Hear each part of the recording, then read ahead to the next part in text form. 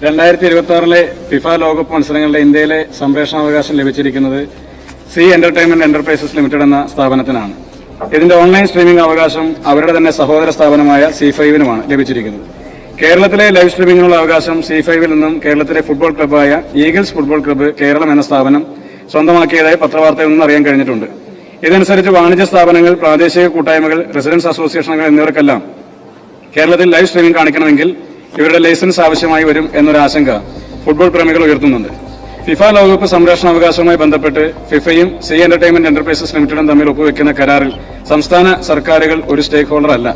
കരാർ വ്യവസ്ഥകളൊന്നും തന്നെ പൊതുമണ്ഡലത്തിൽ ലഭ്യമായിരുന്നില്ല.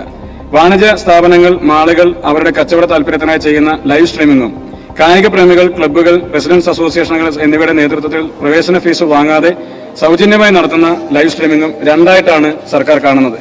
ഫുട്ബോൾ പ്രേമികളുടെ നേതൃത്വത്തിൽ സൗജന്യമായി ചെയ്യുന്ന ലൈവ് സ്ട്രീമിംഗിന് തടസ്സമുണ്ടാകരുത് എന്ന് തന്നെയാണ് സർക്കാർ ആഗ്രഹിക്കുന്നത്.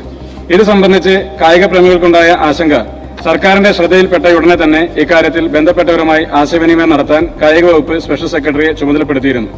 ഇക്കാര്യത്തിൽ ആശാവഹമായ പുരോഗതിയാണ് ഉണ്ടായിട്ടുള്ളത്.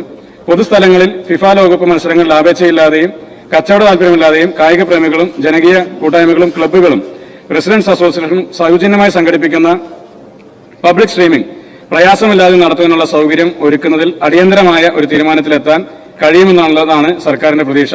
ഇതുമായി ബന്ധപ്പെട്ട് നടത്തിയിട്ടുള്ള ചർച്ചകളെല്ലാം തന്നെ വളരെ പോസിറ്റീവായിട്ടുള്ള പ്രതികരണങ്ങളാണ് ഇതിന്റെ ലൈസൻസ് ഹോൾഡർ ആയിട്ടുള്ള സ്ഥാപനങ്ങളിൽ ലഭിച്ചിട്ടുള്ളത്. വളരെ പെട്ടെന്ന് തന്നെ അതൊരു തീരുമാനമുണ്ടാകും. കേരളത്തിലെ ഫുട്ബോൾ ആരാധകർക്ക് നിരാശപ്പെടേണ്ടി വരുന്ന ഒരു സാഹചര്യം ഉണ്ടാകില്ല എന്ന് തന്നെയാണ് പറയുന്നത്. ബഹുമാനപ്പെട്ട മുഖ്യമന്ത്രിക്ക്